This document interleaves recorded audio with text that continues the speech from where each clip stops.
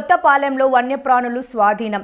వన్యప్రాణులను విక్రయించే వ్యాపారులు. గోపాలపట్నం కొత్తపాలెంలో పెంపుడు జంతువులు ముసుగులో వన్యప్రాణులతో వ్యాపారం చేస్తున్న ఇద్దరు వ్యక్తులు టాస్క్ ఫోర్స్ పోలీసులు దాడి చేసి చాకచక్యంగా పట్టుకున్నారు. వన్య ప్రాణాలను స్వాధీనం చేసుకున్న పోలీసులు తెలిపిన వివరాలు. సంతోష్ నగర్ గ్రామానికి చెందిన పిల్లి నాగేశ్వరరావు పెంపుడు జంతువుల్ని విక్రయిస్తూ ఉంటాడు.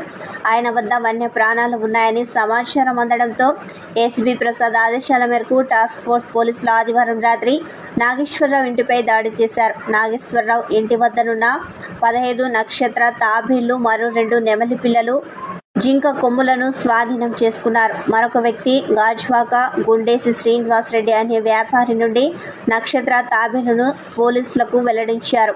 అలాగే కొద్ది రోజుల ముందు నర్సీపట్నం నుండి నెమలి గుడ్లను తీసుకువచ్చిన తన ఇంటి వద్ద గుడ్లను పొదించి పిల్లలను చేసి వాటిని పెంచుతున్నట్టు పేర్కొన్నాడు నాగేశ్వరరావు.